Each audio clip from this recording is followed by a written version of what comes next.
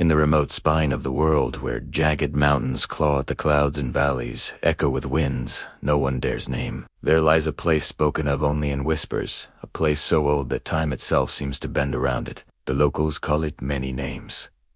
The Devil's Mouth, La Boca del Diablo, the Howling Stone, but to those who stumble too close, it is only remembered as the cave that screamed. For centuries, villagers told tales of voices carried from deep within its throat, voices that belonged neither to the living nor the dead. The stories say that long ago, before books were written and kings were crowned, an ancient people performed rituals inside its yawning darkness, rituals of sacrifice, blood, and fire.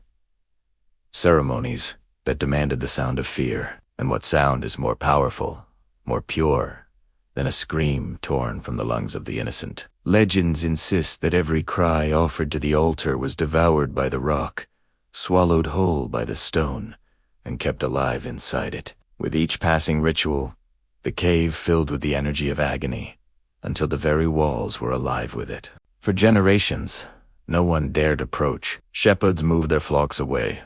Hunters lost arrows rather than chase prey to near its mouth, and travelers were warned. To enter was not to return. Yet the modern world has a way of ignoring old warnings, dismissing myths as superstition. And so, when a team of foreign archaeologists arrived, armed with technology, cameras, and confidence, they looked not with fear, but with hunger. They saw a chance to unearth what had been buried, to carve truth from nightmare, to dig into the heart of a legend and prove it false. But what they unearthed was not truth. It was something older than truth and darker than myth. It was the scream that had waited, patient, for centuries. The entrance to the cave was not a grand arch, but a jagged split in the mountainside, half hidden beneath hanging moss and broken stone. It looked less like an opening and more like a wound, as if the earth itself had been torn open by some forgotten hand. When the archaeologists pried away the rock sealing it, dust poured out in clouds so thick the men choked, eyes watering, lungs burning. Some swore the dust carried with it the faintest of sounds, a hiss, a sigh, almost a whisper. The team laughed it off, the way educated men laugh at campfire tales, though none laughed loudly. Inside, their torches sputtered and flared, throwing weak orange light against walls that seemed far too close, as if the cave were swallowing them whole. The first chamber they entered was small, the walls uneven, slick with condensation, though no water dripped. Yet when their lights rose higher, every man froze. Carved into the stone, stretching from floor to ceiling, were faces, hundreds of faces. Mouths stretched open in silent screams, eyes wide in terror, features twisted in pain so detailed. They looked alive. Some had tears carved into their cheeks. Others had mouths so wide the jaw seemed broken. The deeper they looked, the more faces there were. Packed so tightly together they seemed to blend, a mosaic of agony. One of the younger men, trembling, tried to count them but lost track as his torch flickered, his stomach knotting tighter with each new discovery. Someone muttered that the stone was soft, worn away by years of carving. But the leader, Dr. Ellison, leaned closer, brushing his hand along a face. He pulled back instantly. The stone was warm, warmer than human skin. He hid this fact from the others, but he felt it crawl under his skin. Warm stone, pulsing like flesh. It was then that the first scream came, not from the team, but from the walls. A shriek so sharp it cut the silence like a blade, echoing in impossible ways, bouncing and multiplying until the cave itself seemed to roar with it. The torches wavered. The men clapped their hands over their ears. And then, as quickly as it came, it stopped. Dead silence. The cave seemed to exhale, and when the team looked again, more of the faces had changed. Their eyes had shifted, subtly, just enough to show that they were no longer frozen stone, but watching. Deeper they went, though every instinct told them not to. Cameras rolled, microphones crackled, but each piece of equipment began to falter the further they descended. Batteries drained in minutes. Memory cards corrupted without warning. One lantern shattered, though no one touched it, glass flying in all directions. Yet Dr. Ellison pressed forward, driven not by courage but by obsession. He whispered to himself about ancient rituals unearthed, about lost civilizations, about glory and uncovering the truth of the cave that screamed. But in his voice, beneath the academic hunger, was something else. A compulsion, as if the cave itself were whispering in his ear, urging him to continue. At last they reached a chamber larger than the rest, a dome carved out of the earth, its walls packed with more faces than the eye could count. In the center stood a stone altar, dark and glistening. Though no water dripped from the ceiling, the surface looked slick, as if forever wet. But when one of the men reached to touch it, his hand recoiled sticky. Like blood half-dried, yet never fading. They whispered nervously, their voices small against the cavern's vastness. Ellison stepped forward, placing both hands on the altar. The moment his skin touched stone, the air changed. Every torch dimmed to embers. The silence pressed down so heavy that it felt like the earth itself was holding its breath. And then the screams returned not from one throat, but from thousands. Men, women, children, animals.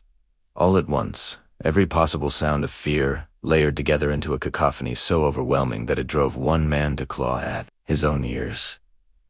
Until they bled, another fell to his knees, sobbing, muttering words in languages he did not know. One collapsed, eyes rolling back, convulsing as if his body was rejecting what his mind could not bear. But Ellison stood still, eyes wide, a strange smile twisting his mouth. For him, the screams were not chaos, but clarity. He could hear words inside them.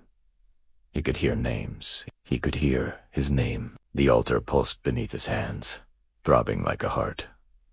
And then the walls began to move. The faces opened wider, mouths stretching, stone crumbling away as they tried to scream aloud. Some of the stone figures blinked, eyes rolling wildly. One face, half hidden near the altar, bore Ellison's own features, his own eyes, his own mouth, his own silent scream frozen in stone centuries before he was born.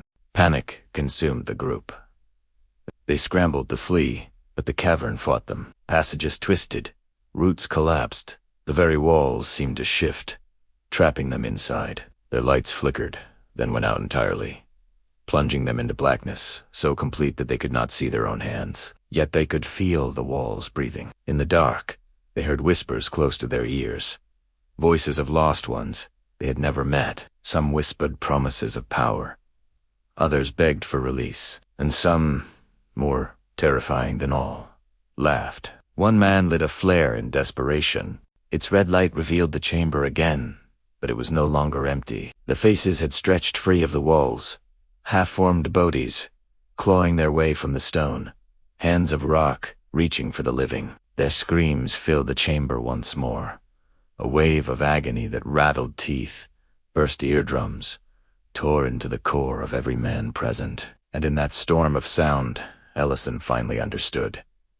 The cave did not scream. The cave remembered. Every soul offered here, every throat cut, every body drained into the altar, they were all still here.